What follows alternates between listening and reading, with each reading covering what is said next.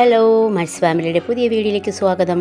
ലഞ്ചിനും ഡിന്നറിനൊക്കെ കഴിക്കാൻ പറ്റുന്ന ഒരു തക്കാളി ചോറിൻ്റെ റെസിപ്പി ആയിട്ടാണ് കേട്ടോ ഇന്ന് ഞാൻ വന്നിരിക്കുന്നത്. അപ്പോൾ നമുക്ക് എന്തൊക്കെ വേണമെന്ന് നോക്കിയാലോ. കുറച്ച് ഉഴുന്ന് പരിപ്പ്, ഇഞ്ചി വെളുത്തുള്ളി പേസ്റ്റ്, ഒരു പട്ട, ഏലക്ക, ചെറിയ കഷ്ണം ബേ ലീഫ്, ഒരു പച്ചമുളക് അരിഞ്ഞത്, കുറച്ച് പെരിഞ്ചീരകം, കുറച്ച് മല്ലിയില അരിഞ്ഞത്, പിന്നെ ഞാനിവിടെ 2 തക്കാളി അരിഞ്ഞത് എടുത്തിട്ടുണ്ട്.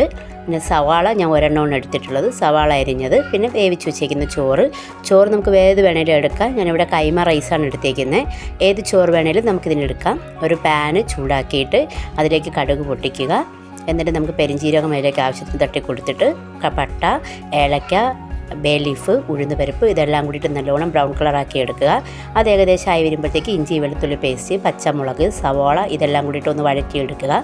സവാള ഏകദേശം ഒന്ന് വാടി വരുമ്പോഴത്തേക്കും തക്കാളി അരിഞ്ഞതും ഇട്ട് ആവശ്യത്തിന് ഉപ്പും കൂടെ ഇട്ടിട്ട് നമുക്ക് കുറച്ച് നേരം ഇളക്കി കൊടുക്കാം.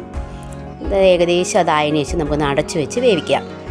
വെന്ത് വരുമ്പോഴത്തേക്കും നമ്മുടെ ഈ തക്കാളി ഇതിലേക്ക് നല്ലോണം ഒന്ന് ഉടച്ച് ചേർക്കണം. എന്നിട്ട് കുറച്ച് മഞ്ഞൾപ്പൊടി, കുറച്ച് മുളക് പൊടി, കുറച്ച് ഗരം മസാലപ്പൊടി ഇതെല്ലാം കൂടി ഇട്ട് നല്ലോണം ഇത് വഴറ്റിയെടുക്കുക. നല്ലോണം വഴണ്ട് വന്നതിന് ശേഷം അതിലേക്ക് നമ്മുടെ ചോറ് തട്ടുക. ഒരു ചോറ് ചെറുതായിട്ട് ഇളക്കിയിടുക. നല്ലോണം ഉടയ്ക്കല്ലേ, ചെറിയൊരു സ്പൂൺ കൊണ്ട് ഇളക്കിയിടുക. ചോറ് നല്ലോണം മിക്സ് ആയതിന് ശേഷം മല്ലിയിലയും കൂടി ഇട്ടൊന്ന് ഇളക്കിയതിന് ശേഷം കുറച്ച് കുരുമുളക് പൊടി ഇടുക. ഉപ്പ് വേണേൽ ആവശ്യത്തിനിടാം. എന്നിട്ട് നമ്മുടെ തക്കാളി ചോറ് റെഡി ആയിട്ടുണ്ട്. ഇതിൻ്റെ കൂടെ നമുക്ക് നാരങ്ങയും സാലഡൊക്കെ വെച്ച് കഴിക്കാം. വീഡിയോ ഇഷ്ടപ്പെട്ടാൽ ലൈക്ക് ചെയ്യുക. താങ്ക്